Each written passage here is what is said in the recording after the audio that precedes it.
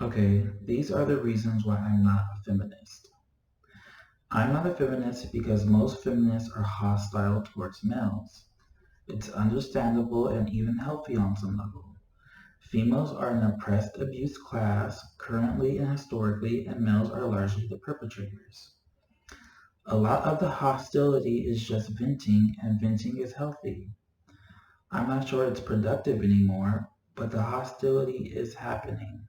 It's real, and I can't tolerate it anymore. I'm not a victim, I'm just saying in a practical sense, I cannot occupy most feminist spaces. Secondly, many females support patriarchy or sexist ideology. Feminism has its focus on males, which makes sense, but it leaves the blind spot that females have a hand in their own oppression. For instance, many females participate in sun worship, meaning that they spoil, coddle, pamper, excuse, overvalue, and focus on their male children. Many females complain about spoiled, entitled, bratty males, which is an epidemic, but it's the mothers that largely create them.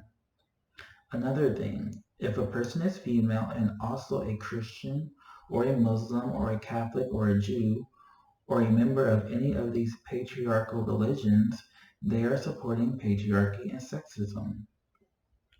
These religions are inherently patriarchal, blatantly sexist, and have misogynist undertones.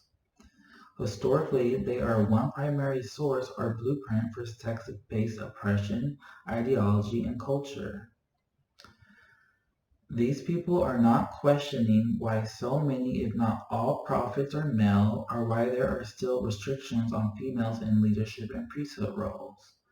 They're not questioning females being made from male ribs or hairless virgins given as prizes. They're not questioning the validity of prescribing manhood to a higher power or why we don't also worship a feminine god.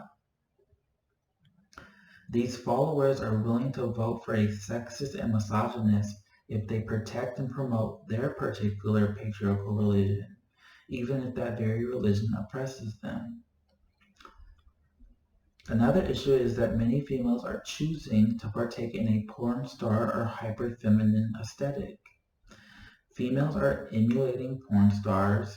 Their teenage children are emulating porn stars. Their makeup is emulating porn stars.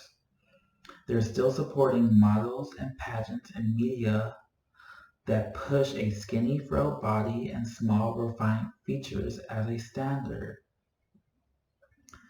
They're agreeing that they are here to be flawless, small, weak, and always available for sexual consumption by males. People will say that's peer pressure stemming from a patriarchal society. Well, males crying or doing ballet or wearing pink being stigmatized is due to a patriarchal society, and that's just brushed off as fragile masculinity. Lastly, females don't want to let go of gender. Gender is a sex-based class system based on sex stereotypes, and females are the second class within it. Even many gender-critical feminists or TERFs don't want to let go of gender. They will say there are only two genders when if you are truly critical of gender, they wouldn't counter that there are only two genders. They would counter that there are only two sexes, period. The reality is that being identified as a woman has some privileges. It's that never hit a girl attitude. It's that allowance to act like a child. You're allowed to use a baby voice or to call us daddy. It's that ability to be a rich housewife or damsel in distress. It's that expectation that males should be these hard, stoic soldiers ready to die at any time like disposable objects.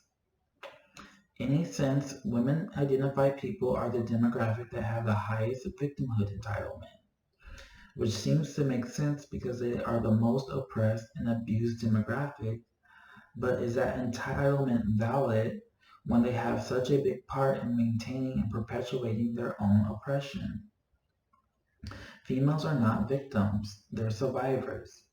In a civilized world, no one should be in a constant survival mode or status, but the only thing they're entitled to is choosing to change themselves to change the world.